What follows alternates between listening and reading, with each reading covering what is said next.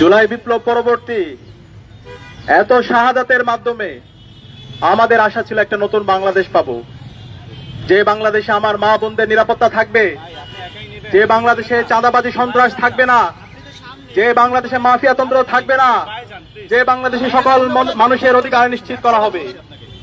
এবং এই জুলাই বিপ্লব পরবর্তী আজকে নির্বাচন হয়েছে। নির্বাচন পরবর্তী আমাদের আশা ছিল যে সরকার আসবে, সেই সরকার শুধুমাত্র একটা দলের হবে না, কোন একক বর্গের হবে না, সকল মানুষের, সকল দলের, সকল মানুষের অধিকার নিশ্চিত করবে সেই সরকার। কিন্তু আমরা দেখতে পেয়েছি আজকে এই সরকার শপথ নেওয়ার পরে 12 থেকে 13 দিন হচ্ছে। এই 13 দিনে তারা আমাদের এই দেশের নাগরিকদের জীবনের নিরাপত্তা তারা দিতে পারেনি।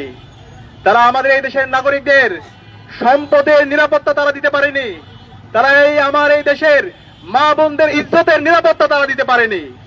আমরা দেখতে পেয়েছি নির্বাচন পরবর্তী 24 ঘন্টার মধ্যে সারা দেশে সহিংসতা।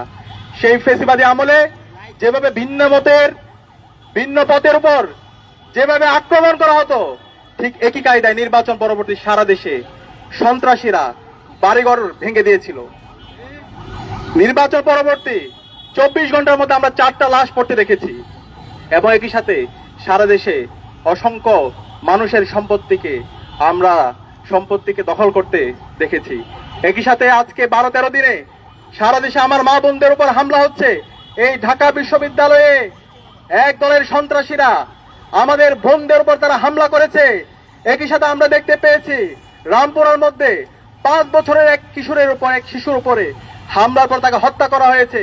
যখন মামলা করতে গিয়েছে পরিবার, তখন প্রশাসন থেকে বলা হচ্ছে এই ধরনের দুর্ঘটনা আপনারা মাইনা নেন। আরে ভাই, এই ধরনের দুর্ঘটনা মাইনে নেওয়ার জন্য কি জুলাই বিপ্লব হয়েছে?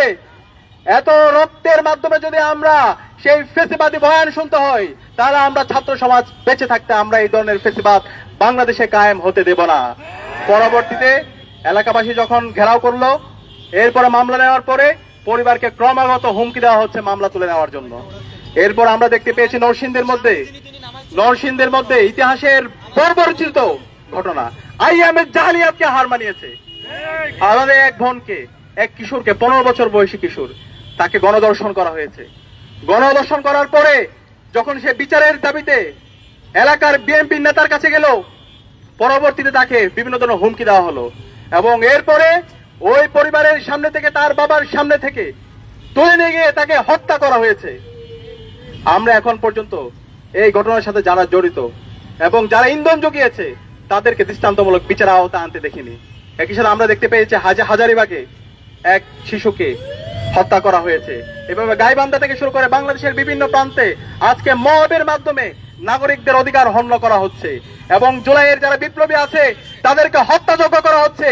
এবং এই খুনি হাসিনা যে গত 16 বছরে বাংলাদেশে ফেসিবাদ কায়েম করেছে, গুম খুন আইনাগরের মাধ্যমে বাংলাদেশকে একটা অকার্যকর রাষ্ট্রে পরিণত করেছে এবং এই জুলাই বিপ্লবে আমাদের 2000 ভাই বোনকে শহীদ করেছে।